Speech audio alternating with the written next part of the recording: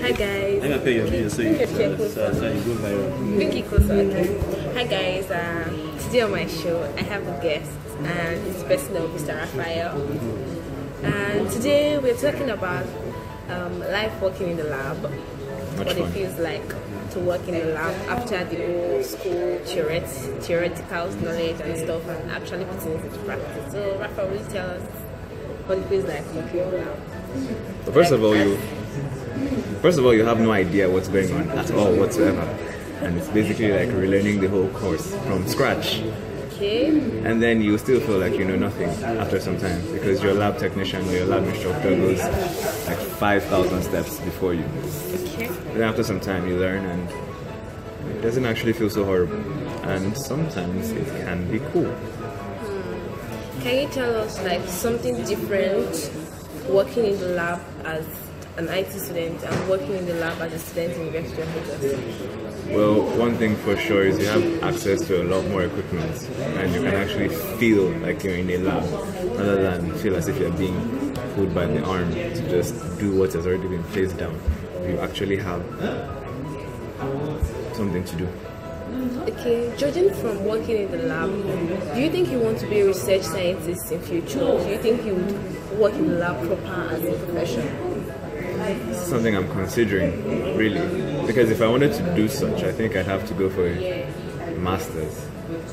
Or I think you'd have to go for it. And you do not want to go for a master's? Not that I don't want to, I'm just considering options, but it does sound like a bit of an interesting prospect because there is a bit to be done.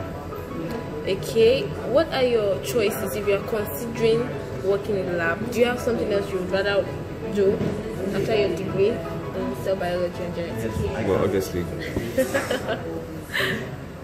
a genetics is going to do ICANN. Actually, yeah. For me, I was thinking of probably. Well, it's still the same course because I was thinking of doing crop genetics and crop genetics. Yeah, crop genetics. And, oh wow, more like the agriculture side. Yes, that's me. I think going into agriculture and trying to see if I can actually kickstart. Well, first of all, agric. Then obviously try and see if we can do some GMDs, as genetically modified, so GMCs, genetically modified crops, and actually start that in the country because they are a major thing outside. That's interesting. Okay, so what's your take for students who are anxious for IT and they look forward to doing IT? Oh, this is the time when I would finally work and practice. What do you want them to not expect or not anticipate? Getting paid, firstly. Some companies actually pay, don't you know? Yeah, they do, but then you'd have to.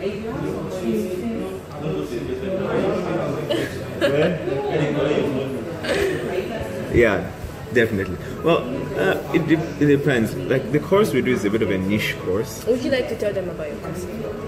Because first of all, you don't know what you're studying. Well, I'm a student of cell biology and genetics. In University of Lagos.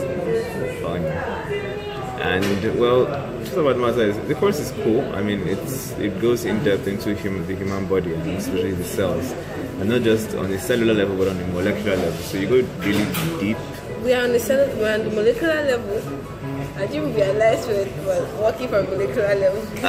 Don't lie to them, tell them the truth. We do go on molecular level now. All your pathways, all your molecular pathways, all your insulin and who says they're not cellular pathways?